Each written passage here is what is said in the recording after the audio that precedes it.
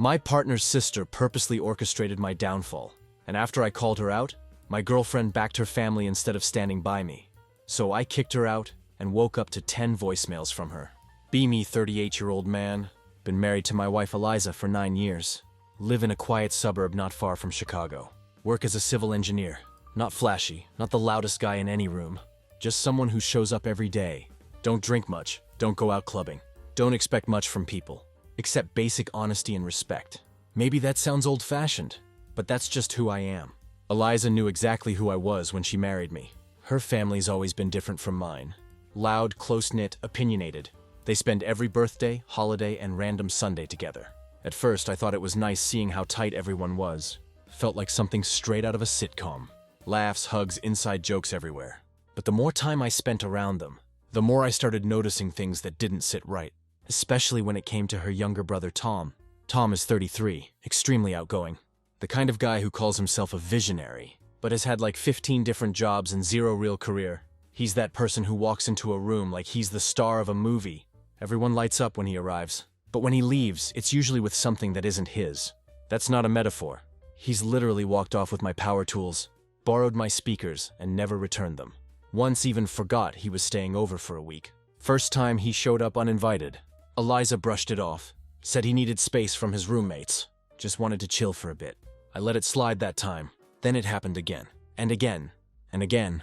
He'd make himself completely at home, leave dishes piled up in the sink, take calls on speakerphone at full volume. One time he used my personal laptop without asking, changed my desktop wallpaper to a selfie of himself. I didn't even know how to respond to that. Eliza always laughed it off, called him a free spirit. I didn't laugh, but I didn't fight either. I just kept letting it happen. 2 years ago, things escalated. Tom came to us with a business idea. Wanted to start a home renovation company. Said he had the branding, the plan, and the passion. All he needed was the capital. $12,000 to get started. He pitched it like he was on Shark Tank.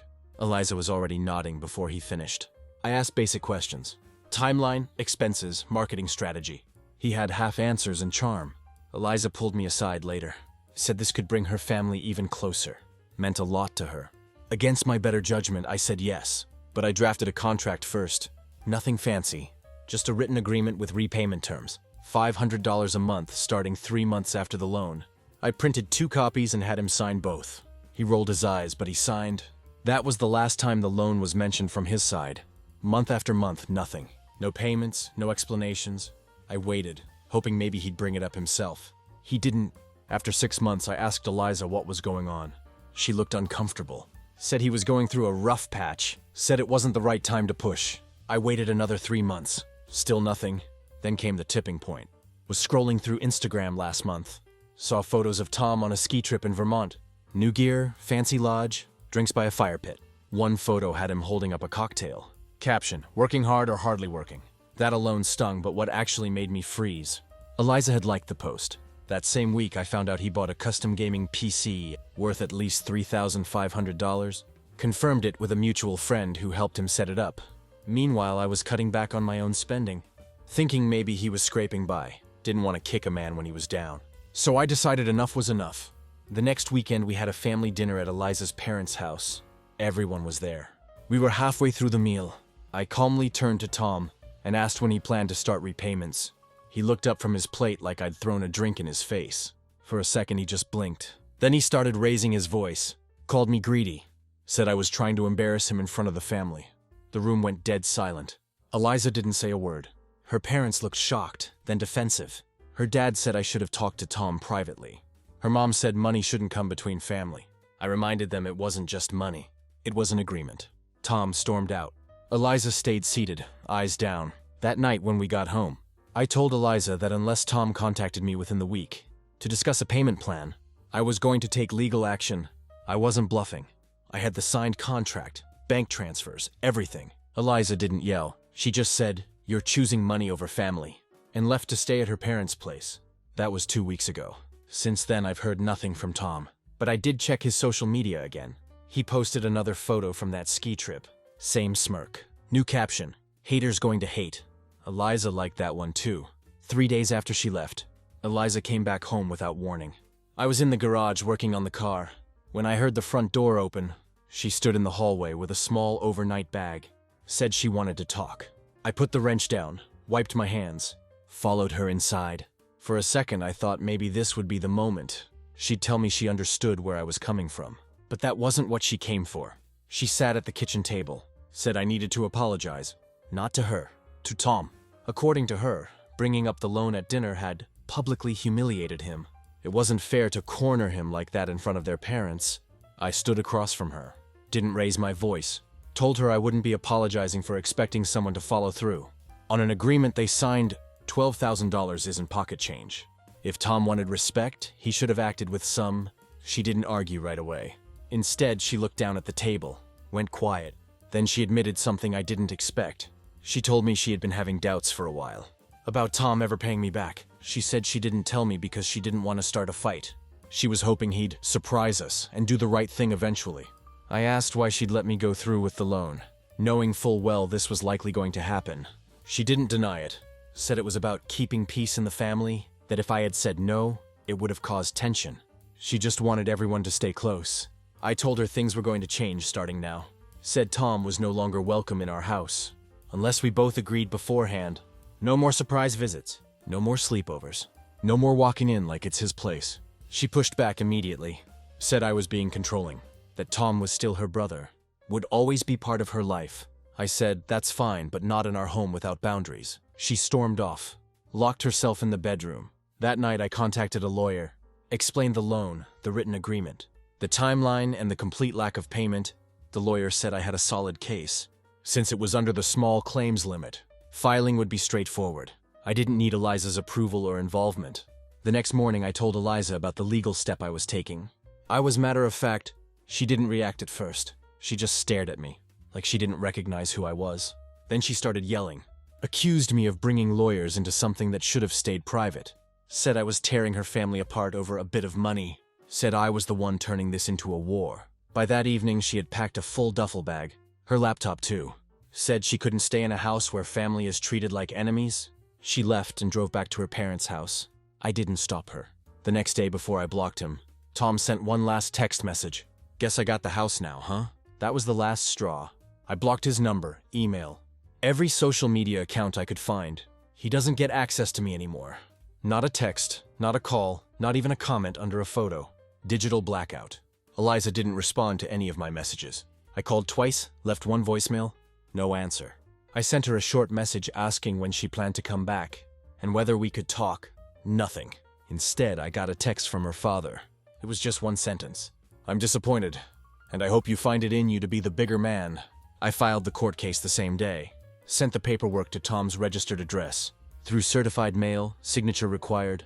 Also scanned the copy. Emailed it to the address he used to sign the agreement. Made sure he'd know it was real. Later that night, I logged into our joint savings account. Eliza and I had opened it 3 years ago. To keep our emergency funds in one place. It wasn't something we used for daily expenses. But Eliza and I both had access. I hadn't checked the transaction history in months. That's when I noticed the withdrawal. 2 weeks ago, before the family dinner. Someone had transferred $4,500 out of the account. The note attached to the transaction read, Tom's Startup Support. I sat there staring at the screen. I hadn't authorized any transfer. Eliza had access, and we never had any conversation about that money. That meant she had given him even more behind my back, without telling me. From our shared emergency fund. I didn't call her. I didn't text. I just took screenshots of the transaction and scheduled an appointment with my bank. I was going to remove her access and move the remaining balance into an account with only my name on it. Eliza had drawn her line, so I drew mine. The morning after I saw the $4,500 withdrawal, I called Eliza. She didn't answer the first time, but called back 5 minutes later. I didn't waste time. I asked her straight up why she pulled money from our shared account. Without telling me, she didn't deny it. Said she was helping family, that it was her money too, and she had every right to use it. I reminded her that the joint savings was set aside. For our home renovation next spring, we had spent months planning for it. Kitchen, roof, insulation. She said none of that mattered if our family wasn't intact. She ended the call by saying she didn't need my permission to support her brother. I drove to the bank that same day, sat down with the branch manager, explained the situation, requested a freeze on the account. Within the hour, all remaining funds were moved to a new account under my name only. Eliza wouldn't be able to access another cent without my knowledge. Later that evening, my phone rang again. It was Eliza. This time, she didn't start calm. She was shouting, accusing me of being financially abusive, said I was punishing her and acting like a dictator. I stayed calm, told her trust doesn't work one way. If she could move thousands without telling me, I could move the rest to protect what was left. She hung up. 10 minutes later, she sent a text saying she needed time to think. I didn't reply. 2 days later, an email landed in my inbox. It was from Tom. The subject line said, "Re-legal joke." He went on about how he had spoken to someone who knows the law, said I had no case because the money was a gift. He claimed the agreement wasn't real, that I was twisting the truth, ended the message saying he would fight this tooth and nail. I forwarded the entire email to my lawyer. The response came within an hour. Good. That email just made your case stronger? The same afternoon, Eliza messaged me again. This time she said she had hired her own lawyer. To protect herself, she didn't say what she needed protection from. I hadn't threatened her, hadn't made any moves against her. I hadn't even brought her name into the legal case with Tom. But apparently that didn't matter. She wanted legal counsel. She proposed we meet for dinner. Neutral ground. No yelling, just a conversation. I agreed. We picked a small place not far from our house. Somewhere quiet with booths in the back. I arrived 5 minutes early. She was already there, sitting at a table with a glass of water and tissues by her plate. She didn't wait long before the tears started. Said I had changed. Said I wasn't the man she married. That I was acting cold, harsh, like someone she didn't know. I listened. I didn't interrupt. When she finished, I told her the truth. She had changed too, into someone who stood by her brother while he took advantage of both of us. Into someone who lied about money and then justified it like it was nothing. The conversation didn't last long after that. She looked across the table and said, if she had to choose between me and Tom, she was going to choose Tom. He was her blood. She repeated it like that made it okay. I didn't argue. I just signaled the waiter, paid the bill, and walked out. Back in the car, I didn't drive anywhere. I just sat there outside the restaurant, watching people walk by like nothing had happened. My wife had just picked her brother over our marriage, and I knew right then this wasn't just a fight over money or family loyalty. It was something bigger, something that had probably been building for a long time, without me seeing it. I got home and took a long look around the house. It still had her coat by the door, her coffee mug on the counter, the charger she always used next to the couch. But now it all felt like leftovers from a life I wasn't sure existed anymore. The next morning I had the locks changed. Not as a punishment, as a precaution. Eliza still had a key, and she had already moved money without asking. I didn't want to take any chances. I left her a message through her lawyer's contact email, letting them know the house was now secured, asking for a time when she could collect her remaining belongings. I haven't heard back yet, but I'm sure something else is coming. Because people like Tom don't just fade quietly, and people like Eliza don't back down when their version of reality starts to break. And if this was their opening move, I had a feeling the next part would be even worse. My lawyer asked me a simple question.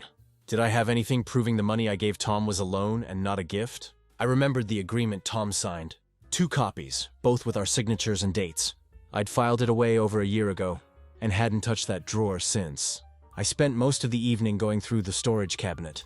In the home office, old tax files, receipts, instruction manuals for appliances we no longer owned. It took a while. Toward the back, behind a stack of insurance forms, I found the folder I used for wedding paperwork. Inside was the loan agreement, exactly how I remembered it. Typed, signed, dated. But there was something else in there too. Another folder tucked inside the first one. It had Eliza's handwriting on the cover. It was labeled with Tom's initials. I opened it. There were printouts of Venmo transactions. Small amounts, $200 here, $350 there. Some as old as 18 months back. The descriptions were vague. Groceries, bills, rent, all transfers from our joint account. Every single one was authorized by Eliza. I hadn't seen any of them when they happened. Near the bottom of the stack were printed emails. Between Eliza and Tom, some casual, some blunt. One stood out. In it, Tom asked how soon she could send another bridge payment, because he had to keep up the broke act a little longer. Her reply said, he's still being cautious, but I think he's close to caving. Just hang on. I sat at the dining table with the folder open for at least 2 hours. No TV, no phone, just me reading the same lines over and over again. These weren't mistakes or misunderstandings. This was a plan. It was thought out, coordinated, and kept from me on purpose. The next morning, I called my lawyer and scanned every document. I sent over the entire file, the signed loan, The Venmo printouts, the emails, the response came fast. This wasn't just proof of the loan. It was evidence of deliberate financial manipulation, potential fraud. We needed to act quickly. Before either of them touched another cent, I called Eliza. She picked up after 3 rings. I told her what I found. She didn't argue, didn't ask how I got it. She just went quiet. After a long pause, she said, "You were never supposed to see those." I didn't raise my voice. I asked if she ever respected me at all, if our marriage was ever real, or if she was always just shielding her brother from the consequences of his choices. She didn't flinch. She said I had always been too rigid, that Tom needed flexibility that I could afford to give. I told her this wasn't about money anymore. It was about trust, about lying over and over, and acting like I was the problem for noticing. I said, "From now on, we're done sharing finances. I want the house title split or sold. No more joint anything." She pushed back instantly, said she wasn't giving up her share, claimed she had sacrificed too much in the marriage to be cut out of the property she helped maintain. That afternoon, I went straight back to my lawyer. We filed an emergency motion that same day to freeze access to our joint assets, house equity, savings, insurance, and anything else she could try to dip into next. The court issued a temporary hold while we sorted things out. 2 days later, a letter arrived in my mailbox. No return address. Inside was a handwritten note from Tom. It read, "You're ripping this family apart for the sake of a spreadsheet. Hope it was worth it." No threats, nothing actionable. Just that. I scanned it, added it to the growing folder of documentation. I wasn't playing defense anymore. I made a list of everything: receipts, account statements, email logs, screenshots, chat backups. I checked every shared subscription, canceled all co-managed services, changed every password tied to anything Eliza ever had access to, utilities, insurance, even the online grocery service. The next morning, I called my contractor, told him to postpone our house renovations indefinitely.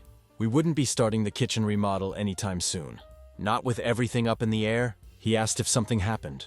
I just said plans changed.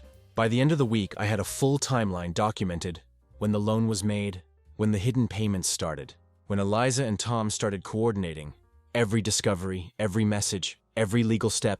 If things got worse, and I had no doubt they would, I wasn't going to be caught unprepared.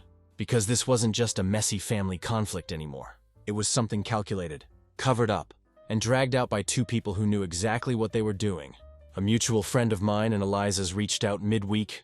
He works remotely from a cafe not far from our neighborhood. Said he had seen Eliza and Tom there 2 days in a row.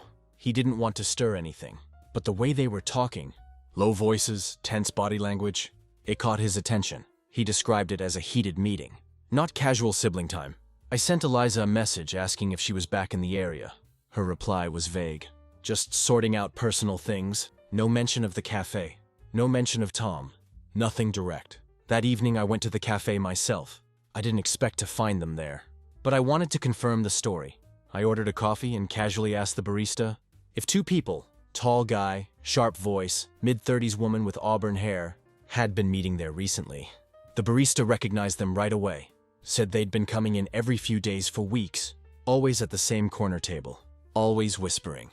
That meant the coordination between them hadn't stopped when Eliza left. It had likely never stopped at all, even before she moved out, even during the fake apology attempts and dramatic dinner.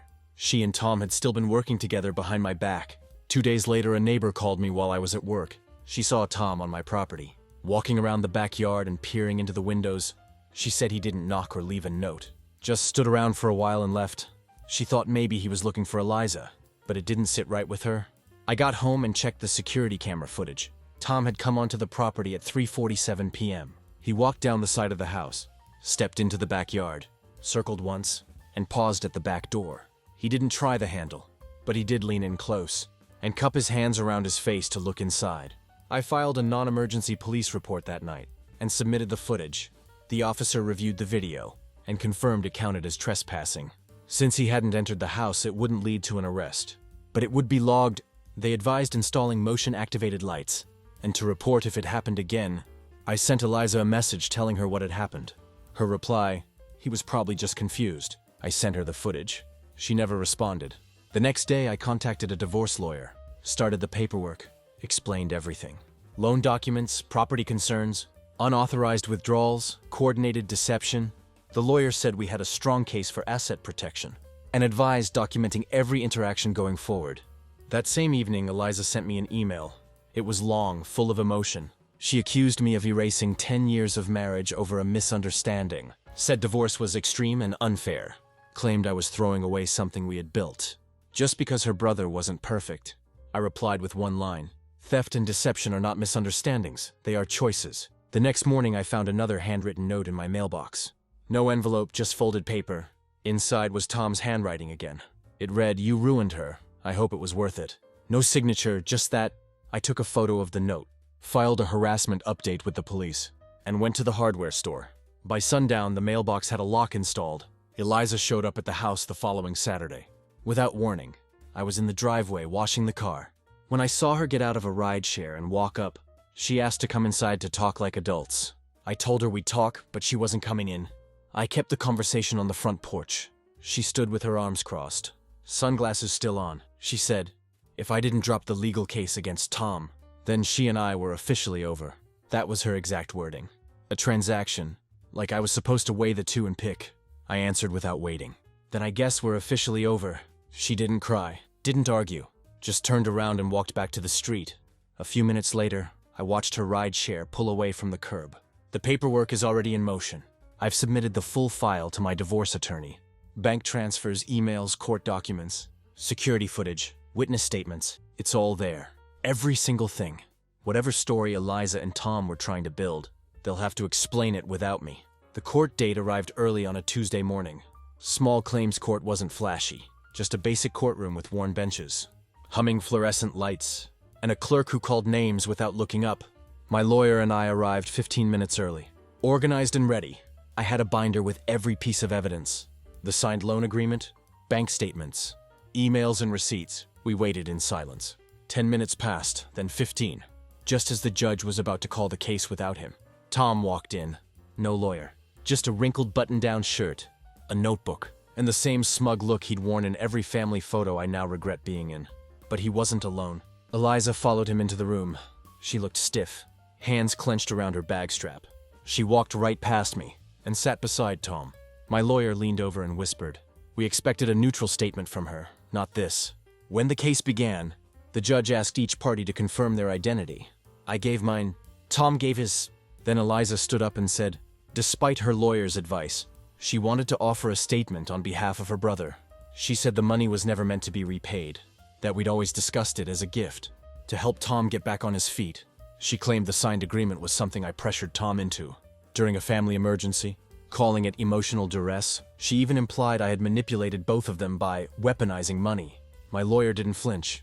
She waited until Eliza was finished, then handed over a printed chain of emails between Eliza and Tom, the same ones I had found in the folder, the ones where they talked about keeping up the broke act and how I'd cave soon. The moment the judge began reading, everything changed. He looked up and asked Eliza directly why she continued to send money and coordinate with Tom, if she truly believed the loan agreement was invalid.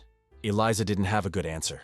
She shifted in her seat and said, I didn't think it would go this far. Tom didn't stay quiet. He suddenly blurted out, it was all Eliza's idea anyway. The judge raised an eyebrow. Eliza turned to him, glared, and hissed something under her breath. The court reporter didn't catch it, but I saw the look on her face, the same look she used to give when someone disagreed with her at a dinner table. The judge called for a pause in the proceedings. He requested that all written communications between all parties be submitted formally before any ruling would be made. The case wasn't dismissed. It was postponed for review. Outside the courthouse, I was making my way to the parking lot when Eliza followed me. She was furious, accused me of humiliating her in front of a judge. I didn't engage. I told her she humiliated herself by taking the stand for someone who stole from both of us. I turned away without another word. Later that night, I received an email from Eliza's legal team.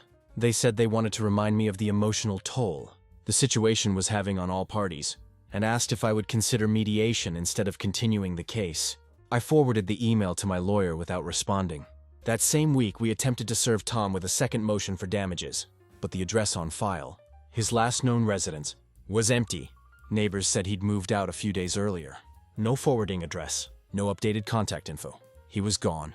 We filed a contempt of court motion. My lawyer explained that skipping town, in the middle of an active legal case, wouldn't play well in front of a judge. While that was in motion, I also began the final stage of asset separation in the divorce. The house was now under legal freeze pending division. The accounts were split. Shared insurance was canceled. Eliza's access to anything under my name was removed. I submitted a request for a full financial disclosure from her side, and my attorney sent notices to secure every record connected to our 10-year marriage. Whatever Eliza and Tom planned, it was coming apart. I wasn't chasing anyone anymore. I was documenting everything, closing every gap, and pushing the process forward one paper at a time. Whatever they thought this would be, it wasn't going to end the way they expected. A few days after court, my lawyer received official notice from the judge's office. A formal investigation was being opened into the validity of Eliza's testimony and Tom's financial dealings. The submitted emails, text logs, and contradictions between Eliza and Tom's statements were enough to raise legal concerns beyond just the small claims dispute. That same week, Eliza returned to the house one final time to collect the rest of her things. She didn't speak much. Her father came with her, but he didn't look at me once. They went room to room in silence, loading boxes into his car. I didn't offer help. I didn't follow them. Once they were gone, I changed every lock in the house. I sent confirmation of access termination to my lawyer and locked down the remaining financial accounts permanently. 2 days later, while cleaning out the basement, I came across a dusty plastic tub wedged behind a shelf. Inside was an old external hard drive, one I hadn't seen in years. I remembered Tom leaving it behind during the time he crashed at our place. While building his startup, I stared at it for a few minutes before plugging it in. Most of the files were disorganized messes, half-finished business plans, poor budget mock-ups, graphic templates with fake logos. None of it mentioned my loan. I scrolled through folder after folder until I found one labeled pitch material. Inside was a Word document with no title. The audio wasn't polished, just a raw rehearsal file. I remembered Tom used to record everything while brainstorming, but this one caught something he never meant anyone else to hear. The file outlined step by step how Tom would approach me for the money. It even had cues for Eliza when she would casually bring it up, how she would frame it as temporary help, and how to play off my doubts as overthinking things. There was a line that read, "Let him feel in control by signing paperwork. It'll calm him down." I sent the file straight to my lawyer. Near the end of the folder, I found an audio recording, labeled Mixed Down 1. When I hit play, I heard Tom's voice first, then Eliza's. The conversation wasn't edited. No music, no cuts, just the two of them laughing quietly and rehearsing how they'd convince me to loan the money. Eliza's voice came through clearly. "Just sign whatever he wants. It'll make it look official, but we know it's not real." I forwarded the recording immediately. Within the hour, my lawyer replied, "This changes everything." We filed a motion to reopen the financial dispute, this time adding charges of conspiracy and fraud against both Eliza and Tom. Attached were the documents, emails, and the full transcript of the audio recording. Eliza's new lawyer responded fast, with a cease and desist letter, accusing me of spying and illegally collecting private communications. My lawyer replied that the drive was located on my property, left behind voluntarily, and belonged to me. The letter had no standing. Days later, Eliza's lawyer withdrew the complaint entirely. Then came the offer. Eliza's team proposed a settlement. She would waive all claims to spousal support, give up her share of the remaining joint savings, and remove her name from the house title. If I agreed not to pursue the fraud charge, I declined. I wanted the court record to reflect what actually happened. I didn't want a quiet trade. I wanted accountability. Tom vanished again. Court servers couldn't find him at any known address. The motion to hold him in contempt was filed and accepted, and a judge ordered a warrant for his appearance. Meanwhile, Eliza's legal team sent another message, this time practically begging for mediation. I agreed, but only under the condition that it be recorded, and that Eliza speak under oath. The mediation took place in a neutral office space downtown. Eliza arrived wearing the same expression she'd worn in court, tight-lipped, tired, but still guarded. The session was recorded from start to finish. Under pressure, Eliza admitted what I already knew. She and Tom had discussed how to manipulate me into giving them money. She said they knew I would never agree if they were honest.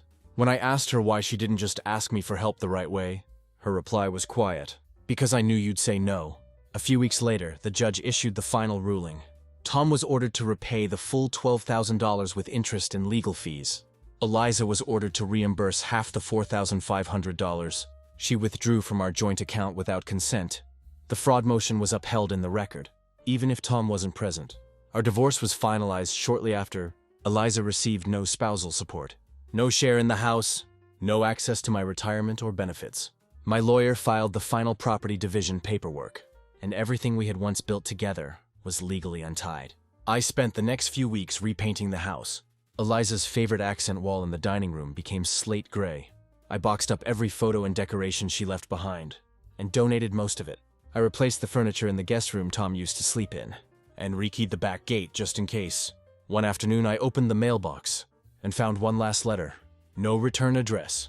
Handwriting I recognized immediately. It was from Tom. The only words I read before tearing it up were, "Enjoy your empty house, traitor." I didn't finish the rest. Eliza and Tom are both permanently blocked. Phone numbers, emails, social media, gone. They are also legally restricted from contacting me through any channel. I now attend weekly therapy sessions, not to grieve the loss of marriage, but to understand how I lived beside someone for nearly a decade, without realizing how easily they could lie. Last night I sat on the porch with a glass of wine. The air was quiet. The lights in the backyard flicked on with no one to disturb them. For the first time in years, no one was trying to borrow, trick, or guilt me into anything. My brother-in-law betrayed me. My wife helped him do it. And now they are exactly where they belong, out of my life, far away from the man they never expected would fight.